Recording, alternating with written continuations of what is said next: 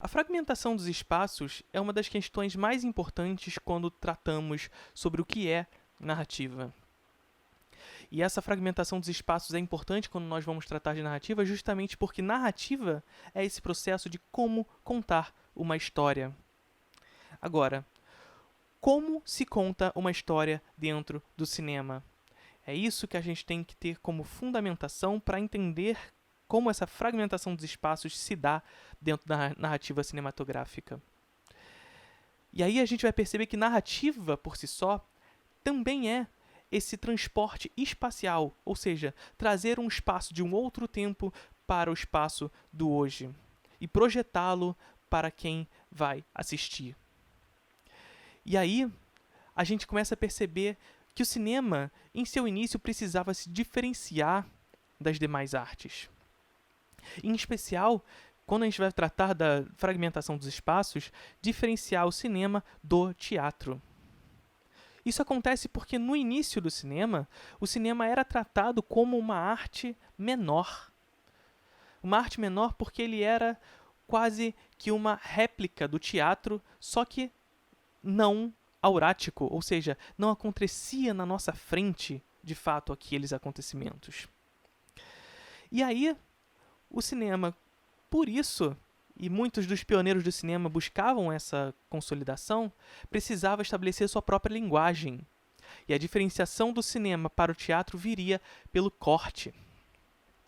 O corte que seria fundamental para a consolidação dessa fragmentação dos espaços. Essa fragmentação que não existe, pelo menos de maneira tão projetiva como o cinema tem, lá no teatro. O teatro precisa de uma infraestrutura para mudar a sua composição de espaço, enquanto no cinema basta um corte para que essa mudança espacial aconteça. Um corte que, por exemplo, em George Albert Smith pode se aproximar do rosto de alguém, surgindo os close-ups, fundamentais para a consolidação da linguagem do cinema, uma vez que, se antes o cinema punha as suas câmeras ao chão e mostravam o palco de acontecimento como se fosse um palco de teatro, os personagens saem de cena, voltam de cena como se estivessem indo ao backstage e voltando para a tela.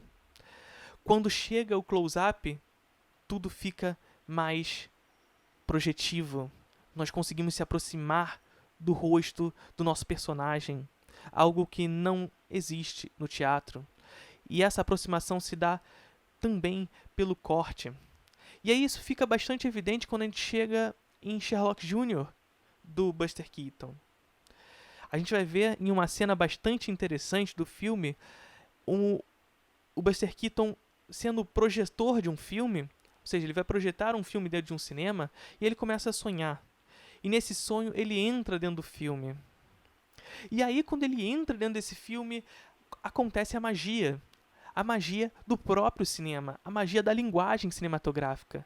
A magia que surge pelo corte. Através de corte atrás de corte, os espaços vão se modificando. E o Buster Keaton vai construindo a comédia de sua cena a partir desses cortes. Um corte, o personagem está num lugar, em um outro corte, o personagem está em outro lugar. As coisas acontecem de maneira mais imediata, muito diferente daquilo que o teatro era capaz de traduzir.